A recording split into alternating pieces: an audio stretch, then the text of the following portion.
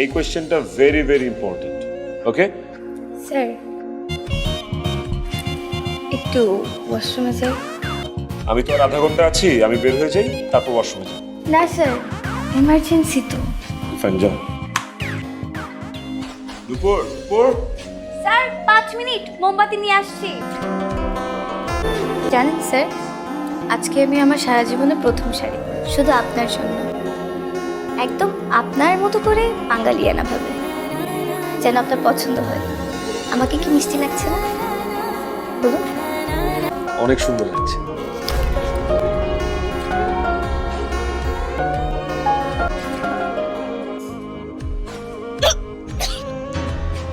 মা, কি কি হইছে? মা, আমার খুব শরীর খারাপ লাগছে, কেমন জানি ঝিমঝিম করছে মাথা, যখন তখন বমি হয়ে যাবে মা। আমার খুব খারাপ লাগছে শরীর। কখন থেকে এমন হচ্ছে? বেশি শরীর খারাপ লাগতেছে? কখন থেকে এমন হলো? কি ব্যাপার, কাঁদতেছিস কেন? বেশি খারাপ লাগতেছে? মা, মা আমার ভুল হয়ে গেছে মা। মা আমি অনেক বড় ভুল করে ফেলেছি মা। মা সরি মা। মা কথা বলো আমার সাথে মা। তুই আমার বন্ধুর ছেলে বলে তোকে আমি বিশ্বাস করেছিলাম, আর সেই বিশ্বাসের মর্যাদা তুই এভাবে দিলি। ছি ছি ছি, মনে হচ্ছে তোকে গুলি করে মেরে ফেলবে। তো আঙ্কেল, আমি কি করেছি? আমি তো কিছুই বুঝতে পারছি না, আপনি আমার সাথে এমন ব্যবহার কেন করছেন? Shut up you scoundrel! এর এরকম একটা ক্ষতি করে আবার বলছিস যে আমি কি করেছি, আমি তো কিছু জানি না। নাটক করছিস আমার সঙ্গে। জসিম, ওকে আমার চোখের সামনে থেকে নিয়ে যা, ওকে পুলিশে দে। ওর একমাত্র জায়গা হচ্ছে জেলখানা।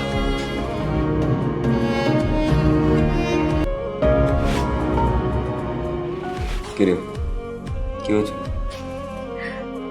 মামা, আমি একটা ভুল করেছি। সেটা নতুন কি? মামা, আমি যে ভুলটা করেছি সেটা করা আমার উচিত হয়নি।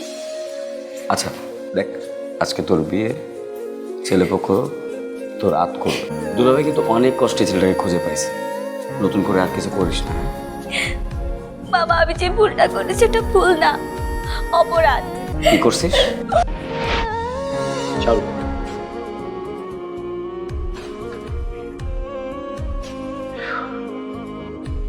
স্যার আমি বুঝলাম না, আমার মধ্যে কি কমতি আছে? আমি কি সুন্দর না? আমি কি একদমই প্রেজেন্টেবল না? আপনি কখনোই আমার দিকে ঠিক করে তাকান না। আমি এত ট্রাই করলাম, আপনি বোঝারও চেষ্টা করেন না যে আই লাইক ইউ। দেখেন, এই টিউশনিটা আমার জন্য অনেক বেশি জরুরি। আমাকে এই টিউশনিগুলো করেই চলতে হয়। এই ঘটনাগুলো যদি আপনার বাবা দেখে, আপনাকে কিচ্ছু বলবে না, সিম্পলি আমাকে টিউশন থেকে বের করে দিবে। আমার ক্যারিয়ার জড়িত হয়েছে। প্লিজ, আপনার কাছে হাত জোর করি, আজকের পর থেকে এই ধরনের আচরণ আপনি করবেন না প্লিজ। আমাকে আমার ডিউটিটা করতে দেন, আমার কাজটা আমাকে করতে দেন। ওকে? এটা আপনি কি করলেন? আপনি আপনার কাজ করছেন, আমি আমার কাজ করলাম। আপনাকে আমি মাত্র বুঝালাম যে আমার জন্য টিউশনটা অনেক বেশি জরুরি। আপনি এরকম করলে আমি থাকতে পারবো না এখানে। বুঝছি, এই টিউশনটা আমাকে নিজের থেকে ছেড়ে দিতে হবে। আপনি তো এটাই চান। ফাইন ফাইন, কালকে থেকে আমি আপনাকে আর পড়াতে আসছি। হ্যাপি? আমিও বুঝেছি আপনার সমস্যা কোথায়। কোথায় আমার সমস্যা? আমার তো মনে হয় আপনি পুরুষই না। এটা কোনো মতেই মানা যায় না। তোরা থাপ্পড় মারলো আর তুই চুপচাপ সহ্য করলি? শোন, তুই যদি আমার বান্ধবী হয়ে থাকোস তাহলে তুই ওই নীরব স্যারকে বিয়ে করবি। হবে না দোস্ত, ও আমাকে ভালোবাসে না। এটাও বলছে যে ও আমাকে কখনো ভালোবাসতে পারবেও না। শোন, তুই কোন অংশে কম রে? তুই এত সুন্দর একটা মেয়ে, তোর পিছনে 10টা ছেলে লাইন দিয়ে দাঁড়িয়ে আছে, আর ভালোবাসে না। সেটাই তো কথা দোস্ত, আমার কোন দিক দিয়ে কমতি আছে? আমার তো মনে হয় আমি ওকে আর কখনো দেখতেও পারবো না। ও হয়তো আমাকে আর কখনো পড়াতে আসবে না। ওকে না দেখতে পারলে আমি মারা যাব। শোন, আমার মাথায় একটা বুদ্ধি আসছে। তুই যদি সেই বুদ্ধিমতো কাজটা করতে পারিস তাহলে মনে হয় কাজটা হয়ে যাবে। তুই বাসায় বলবি তুই প্রেগনেন্ট, আর এর জন্য তোর ওই নীরব স্যার দায়ী। তাহলে দেখবি তোর বাসা থেকে বিয়ে দিয়ে দিবে। সত্যি বলছিস? কাজ হবে 100% দোস্ত। শোন, কিন্তু দোস্ত তোকে কিন্তু অ্যাক্টিংটা কিন্তু কনফিডেন্টলি করতে হবে। সেইটা তো আমি অনেক ভালোভাবে পারি। কি করছিস তুই? জানিস তুই কি করছিস নূপুর? তুমি কেন বলছো? তোর একটা মিথ্যা কথার জন্য ছেলেটা জেলে বসে বসে পড়তেছে, ছেলেটার জীবন নষ্ট হয়ে যাচ্ছে, আর তুমি বুঝতে পারো না। আচ্ছা আচ্ছা, তুই এতদিন ধরে কথাটা কেন বলিস নাই? বিশ্বাস করো মামা, আমি অনেক ভয় পাচ্ছিলাম। ভুলটা আমারই হয়েছে। আমি আমি তোকে ঠিক মতো বড় করতে পারিনি, মানুষ করতে পারিনি। ছি ছি ছি ছি। আমি ছেলেটাকে ছেলেটার সামনে কোন মুখে দাঁড়াবো, কি বলবো ছেলেটাকে? খেলে পড়ার জন্য একটা ছেলের জীবন এরকম এলোমেলো হয়ে গেল। জসিম, কালকে সকালের মধ্যেই ছেলেটাকে জেলখানা থেকে বের করে আনতে হবে। তুই যা তো, জামিন করে নিয়ে আসো। বাবা নীরব, তোমার কাছে ক্ষমা চাওয়ার ভাষা আমার জানা নেই। আসলে তোমাকে না জেনে ভুল বুঝেছি। আর আমার মেয়ের একটা ভুলের জন্যে তোমার জীবনটা এলোমেলো হয়ে গেছে বাবা।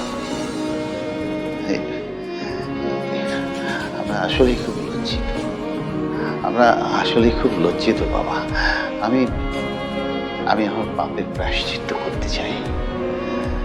যদি তুমি চাও তাহলে আমার মেয়েকে তুমি বিয়ে করতে পারো। এত সোজা আঙ্কেল, এত ইজি পাপের প্রায়শ্চিত্ত করা।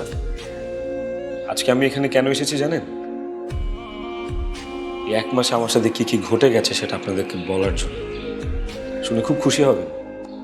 আমি যখন জেলে ছিলাম, আমার বোনকে এলাকার বখাটেরা উত্তক্ত করত।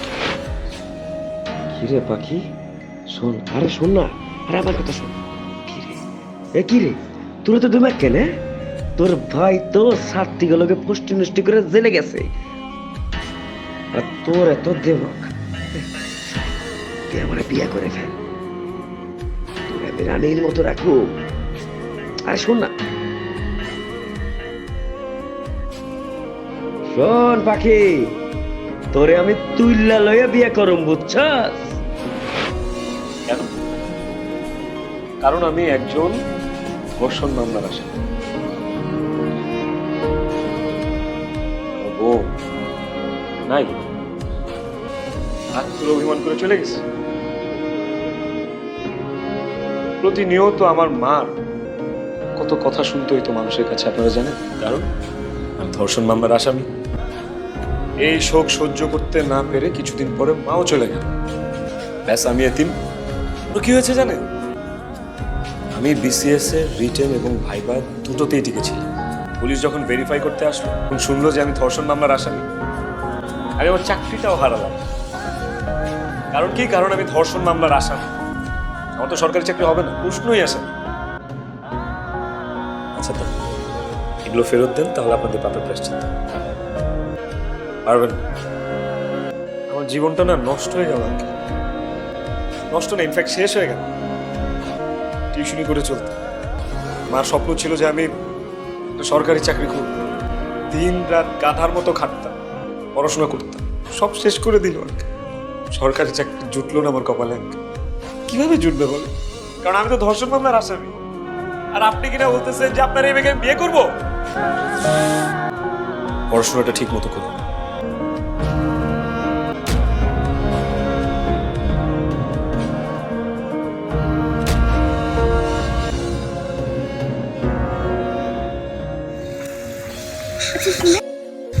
বাসায় একটা জিনিস লাগবে, আমি আনতে ভুলে গেছি। তুমি বাসায় যাও, আমি কিনে নিয়ে আসছি। আচ্ছা মামা, রাখেন। স্যার, স্যার আপনি কেমন আছেন স্যার? স্যার আপনি এখানে বসে আছেন কেন স্যার? স্যার, স্যার আপনি আমাকে চিনতে পারছেন না? আমি নূপুর স্যার। স্যার আমি কখনো আপনার ক্ষতি করতে চাইনি। ওদিন আমাকে রাইসা যা যা করতে বলেছে আমি বোকার মতন সব করে ফেলেছি। স্যার আমাকে ক্ষমা করে দিন স্যার। স্যার একটু কথা বলুন স্যার।